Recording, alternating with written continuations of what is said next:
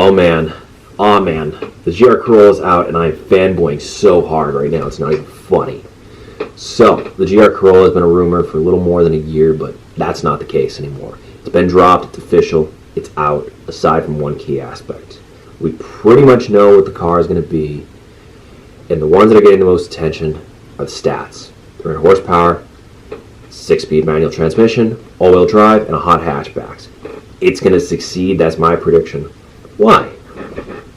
It got everything right that Toyota got wrong with the GR Supra 3 years ago. The timing, the parts utilization from the parts bin, lineup positioning, branding, competitiveness within the market, all mistakes Toyota made with the GR Supra are shining points on the GR Corolla. Toyota waited way too long with the GR Supra, nearly 10 years. And the hype was really big for a Supra revival in the early 2010s, but by the time it actually dropped in 2019, the moment had already passed, and the Supra that we ended up actually getting was a disappointing phone-in job.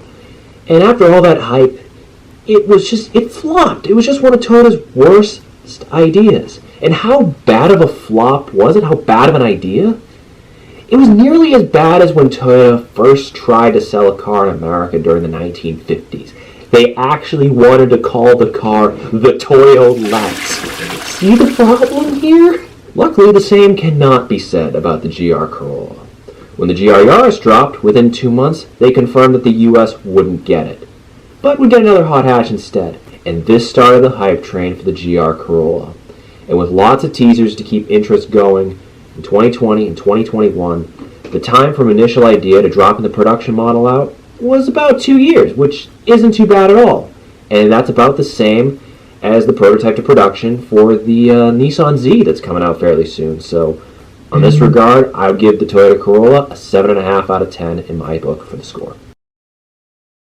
The GR Supra was utilizing a parts bin. It just wasn't utilizing Toyota's, and that's a huge problem. Since all Toyota was doing was outsourcing production to BMW, BMW was the one reaping all the benefits of the part sharing, not Toyota. So Toyota is missing out on a large amount of profit potential in the car compared to it if it had developed it in-house. Big mistake. Fortunately, the same cannot be said about the GR Corolla.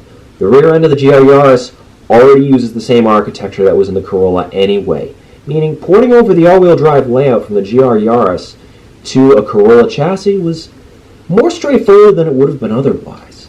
And the turbo 3-cylinder, it's also the same unit that's in the GR Yaris and the GR Corolla, which, surprise, has more power than the Yaris. Financially viable? You bet. The parts utilization bin score, the GR Corolla, I'm going to give them a 9 out of 10. Not a 10 out of 10 because modifying the chassis of the Corolla to get that, it takes a little effort, but they did really well with it. The GR Supra BMW thingy is quite confusing in the Toyota lineup, as it's nearly identical in size to the GR86, and it's even more confusing when you consider the base 2-liter engine.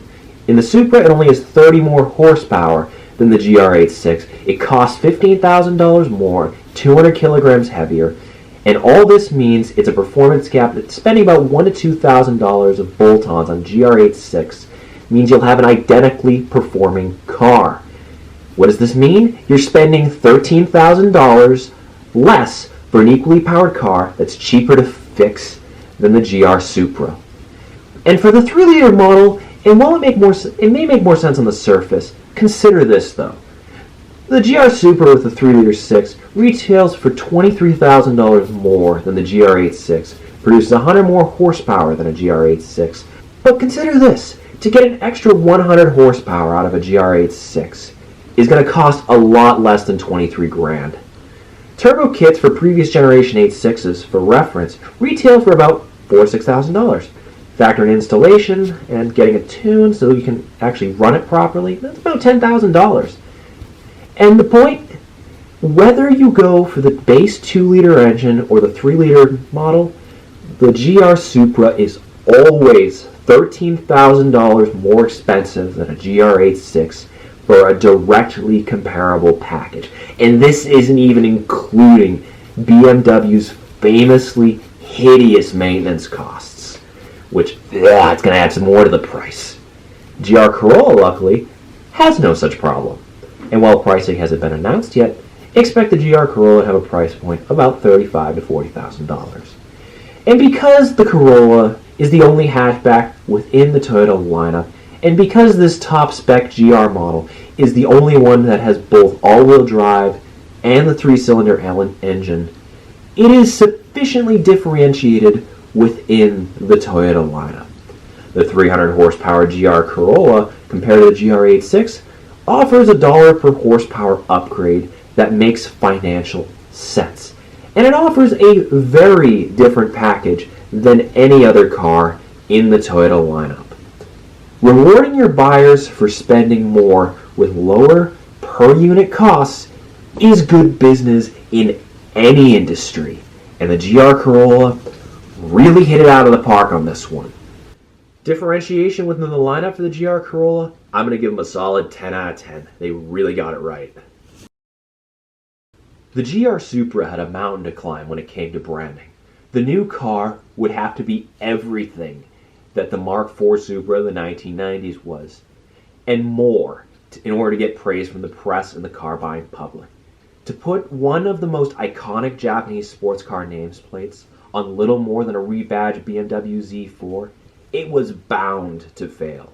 The expectations for the Supra brand, given its extensive showcasing in not just video games and movies, but as YouTube clickbait during the early 2010s as a high horsepower straight line drag racing monster, were higher than anything out there. If the car had been called anything else, anything, it may have had a chance. But this, as a Toyota Supra, it's an embarrassing showcase of marketing and managerial incompetence. And I nearly wrote off Toyota entirely because of this debacle. In contrast, the GR Corolla is redemption. The driver's car most associated with the Toyota Corolla is the rear-wheel drive AE86 Toyota Corolla of the 1980s. But that isn't known as a Corolla. That's more known on its own right as the AE86. It became its own thing, and Toyota already has a car that carries the torch forward for that car, the GR86. As a result, the Toyota Corolla brand is one that's associated with extreme reliability, cheap maintenance, but it's boring and just a commuter. And to launch a Corolla hot hatchback, that's brilliant, because customers can expect all the things that they like about the Toyota Corolla without its biggest downside, the boredom. To not only do that, but to include the GR4 branding as an homage to Toyota's winning GT4 rally cars in the early mid-1990s, well played, well played. And to have all this on a car whose branding is known first for reliability, this is a showcase of marketing and managerial genius. Toyota's back, baby. The GR Supra, to put it simply, wasn't competitive, at least not in the eyes of customers.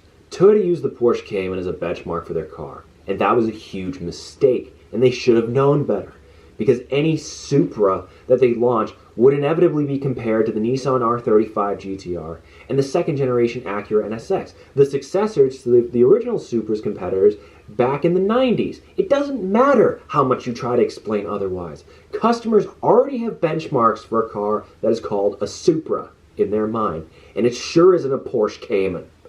Compared to the GTR and NSX, the Toyota's GR Supra just looked embarrassing. And this is after the NSX revival itself flopped for having too high of a price. And the Nissan GTR was nearly a decade old at this point. The Nissan GTR, when it launched in 2008, started under $70,000. And while certain aspects of the car were controversial, it had performance numbers that bested cars 2, 3, and even 4 times the price. And despite the prices going up, that first impression of a performance monster that is affordable and offers good value for money, it continued the spirit of its R34 Skyline GTR predecessor, and that reputation stuck, and that car became a success. And the GTR, at this point, 10 years on, it was just riding on the coattails of its own reputation, and Toyota blew it. They blew a fantastic opportunity to upstage the competition. The GR Corolla, on the other hand, didn't fail in the context of its competitors It completely broke the hot hatch market within America and offered a huge leap in value compared to its competition. And the logical points of comparison for customers in terms of price and function are the Honda Civic Type R, Subaru WRX, Ford Focus RS, and VW Golf R. The WRX, the new model, it is hideous. It's only available as a sedan, and it looks set to flop because of its terrible design language. Plus, no WRX STI top trim level for this generation. Rumors that it's going to be electric. This is peak lazy. Subaru's been resting on their laurels for too long, and it shows. The Golf R, very competent, but it's often described as somewhat uninspired and not super fun. So not really in the spirit of a hot hatchback, more of a baby Audi RS3. It's a different class of car entirely, has a high-end buy-in price, and higher maintenance costs. All of those last two are not rational. The Ford Focus RS, it hasn't been sold new in 4 years, and it quickly became known for head gasket failure and absurd dealer markups, even more than it became known for driving fun. The Honda Civic Type R doesn't have all-wheel drive. It's kind of cartoonish looking, and when you push the car hard, like a car in this class is supposedly designed to do, engine failures happen, it doesn't hold up. No bueno. Toyota GR Corolla, all-wheel drive, check. Manual transmission, check. Fun, likely check. Toyota reliability, also likely check. Affordable price tag, likely check as well. Already looking like it has all the best features of its competitors, with none of the drawbacks. Toyota didn't just match the competition, they moved the goalpost. And it was a fantastic opportunity that was perfectly utilized. I want one, I want one, I want one! The GR Corolla is a true return to form for Toyota. Everything the GR Supra got wrong 3 years ago, the GR Corolla fixed and got it right. In terms of product execution, it's a true winner. Hearing more about it, I want to go buy one myself. Hey guys, if you like this video, consider liking the video or subscribing to the channel. Also, feel free to check out my website, rationalmotoring.com. The link is in the description down below. That's all for today's video. See you guys next time.